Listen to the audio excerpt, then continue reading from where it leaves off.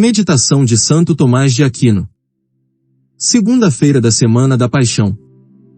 A paixão de Cristo é remédio contra todos os pecados. A todos os males que contraímos pelo pecado, encontramos remédio na paixão de Cristo. Contraímos pelo pecado por esses 5 males. O primeiro é a própria mancha do pecado. Quando um homem peca, corrompe a sua alma, porque como a virtude embeleza, o pecado a enfeia. Lê-se no livro de Baruch. Por que estás, ó Israel, na terra dos inimigos, e te contaminaste com os mortos? Mas a paixão de Cristo lavou esta mancha. Cristo na sua paixão, fez do seu sangue um banho para nele lavar os pecadores. No batismo a alma é lavada no sangue de Cristo, porque este recebe do sangue de Cristo a força regeneradora. Por isso quando alguém batizado se macula pelo pecado, faz uma injúria a Cristo, e o seu pecado é maior que o cometido antes do batismo. Lê-se na carta de São Paulo aos Hebreus. O que desprezou a lei de Moisés, após ouvir o testemunho de 2 ou 3, deve morrer. Como não deve merecer maiores suplícios, aquele que pisou no sangue do Filho de Deus, e considerou impuro o sangue da aliança? O segundo mal que contraímos pelo pecado é nos tornarmos objeto da aversão de Deus. Assim como quem é carnal ama a beleza da carne, do mesmo modo Deus ama a beleza espiritual, que é a beleza da alma. Quando por conseguinte, a alma se deixa contaminar pelo mal do pecado, Deus fica ofendido e odeia o pecador. Lê-se no livro da sabedoria. Deus odeia o ímpio e a sua impiedade. Mas a paixão de Cristo remove essas coisas, porque ela satisfez ao Pai ofendido pelo pecado, cuja satisfação não poderia vir do homem. A caridade e a obediência de Cristo foram maiores que o pecado, e a desobediência do primeiro homem. O terceiro mal é a fraqueza. O homem pecando pela primeira vez, pensa que depois pode abster-se do pecado. Acontece porém o contrário.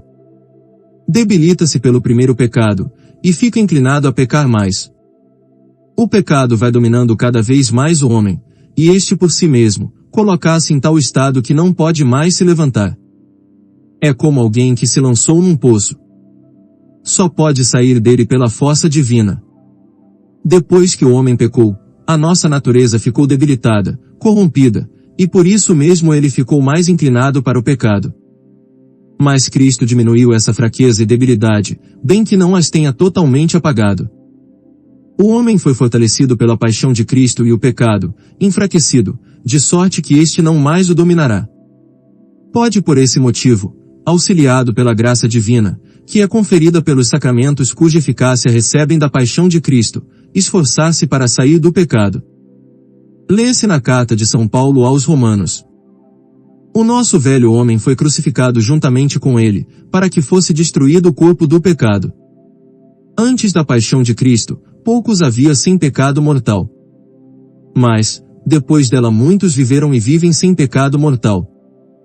O quarto mal é a obrigação que temos de cumprir a pena do pecado. A justiça de Deus exige que o pecado seja punido, e a pena é medida pela culpa.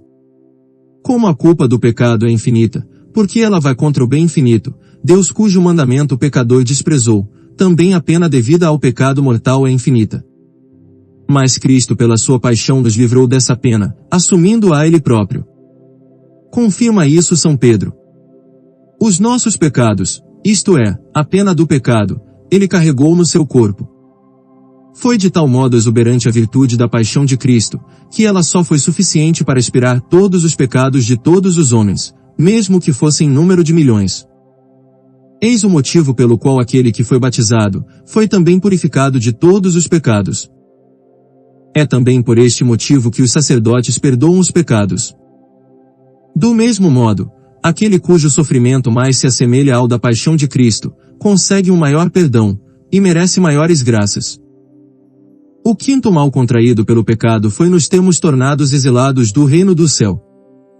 É natural que aqueles que ofendem o rei, sejam obrigados a sair da pátria. O homem foi afastado do paraíso por causa do pecado. Adão imediatamente após o pecado foi expulso do paraíso, e sua porta lhe foi trancada. Mas Cristo pela sua paixão, abriu aquela porta, e novamente chamou os exilados para o reino. Quando foi aberto o lado de Cristo, foi também a porta do paraíso aberta. Quando seu sangue foi derramado, a mancha foi apagada, Deus foi aplacado, a fraqueza foi afastada, a pena foi expiada, e os exilados foram convocados para o reino. Por isso é que foi logo dito ao ladrão: estarás hoje comigo no paraíso. Observe-se que nesse momento não foi dito, nem a Adão, nem a Abraão, nem a David. Foi dito, hoje, isto é, logo que a porta foi aberta, e o ladrão pediu e recebeu perdão. Lê-se na carta aos Hebreus. Confiantes na entrada no santuário pelo sangue de Cristo. Fica assim esclarecido como a paixão de Cristo foi útil, o remédio contra o pecado.